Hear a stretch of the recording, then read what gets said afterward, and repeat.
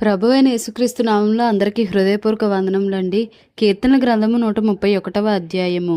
యెహోవా, నా హృదయము అహంకారము గలది కాదు, నా కన్నులు మీదు చూచునవి కావు. నాకు అందని వాటి అందైనను గొప్ప వాటి అందైనను నేను అభ్యాసము చేసుకొనుట లేదు. నేను నా ప్రాణమును నిమ్మళపరచుకొని ఉన్నాను, సముదాయించుకొని ఉన్నాను. చనుపాలు విడిచిన పిల్ల తన తల్లి యొద్దనున్నట్లు, చనుపాలు విడిచిన పిల్లయున్నట్లు నా ప్రాణము నా యొద్దనున్నది. ఇశ్రాయేలు, ఇది మొదలుకొని నిత్యము యెహోవా మీదనే ఆశ పెట్టుకొనుము. కీర్తన గ్రంథము 132వ అధ్యాయము. యెహోవా, దావీదునకు కలిగిన బాధలన్నిటినీ అతని పక్షమున జ్ఞాపకము చేసుకొనుము.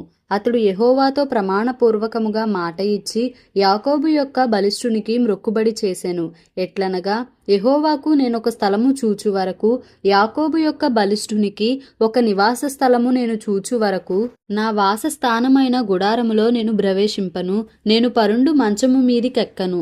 నా కన్నులకు నిద్ర రానియను, నా కనురెప్పలకు కునికిపాటు రానియనెను. అది ఎఫ్రాతాలో నున్నదని మేము వింటిమి. యాయరు పొలములలో అది దొరకెను. ఆయన నివాస స్థలములకు పోదము రండి, ఆయన పాదపీఠము ఎదుట సాగిల పడుదము రండి.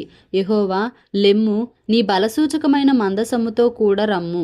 నీ విశ్రాంతి స్థలములో ప్రవేశింపుము. నీ యాజకులు నీతిని వస్త్రము వలె ధరించుకొందురుగాక, నీ భక్తులు ఉత్సాహగానము చేయుదురుగాక. నీ సేవకుడైన దావీదు నిమిత్తము నీ అభిషిక్తునికి విముఖుడవై ఉండకుము. నీ గర్భఫలమును నీ రాజ్యము మీద నేను నియమింతును. నీ కుమారులు నా నిబంధనను గైకొనిన ఎడల, నేను వారికి బోధించు నా శాసనమును వారు అనుసరించిన ఎడల, వారి కుమారులు కూడా నీ సింహాసనము మీద నిత్యము కూర్చుందురని యెహోవా సత్య ప్రమాణము దావీదుతో చేసెను. ఆయన మాట తప్పనివాడు. యెహోవా సియోనును ఏర్పరచుకొని ఉన్నాడు, తనకు నివాస స్థలముగా దానిని కోరుకొని ఉన్నాడు. ఇది నేను కోరిన స్థానము, ఇది నిత్యము నాకు విశ్రమ స్థానముగా నుండును. ఇక్కడనే నేను నివసించదను. దాని ఆహారమును నేను నిండారులుగా దీవించదను. దానిలోని బేదలను ఆహారముతో తృప్తిపరచెదను. దాని యాజకులకు రక్షణను వస్త్రముగా ధరింపజేసెదను.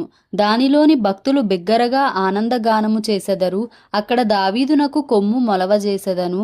నా అభిషిక్తుని కొరకు నేనచ్చట ఒక దీపము సిద్ధపరచియున్నాను. అతని శత్రువులకు అవమానమును వస్త్రముగా ధరింపజేసెదను. అతని కిరీటము అతని మీదనే యుండి తేజరిల్లును అనెను. కీర్తనల గ్రంథము 133వ అధ్యాయము.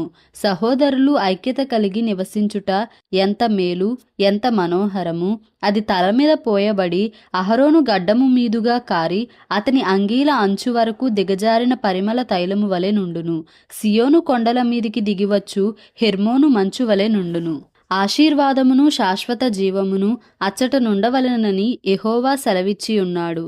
దేవుడి పరిశుద్ధ వాక్యంను మన వినికిడిలో దీవించి ఆశీర్వదించునుగాక. Amen. Please like, share and subscribe for more videos.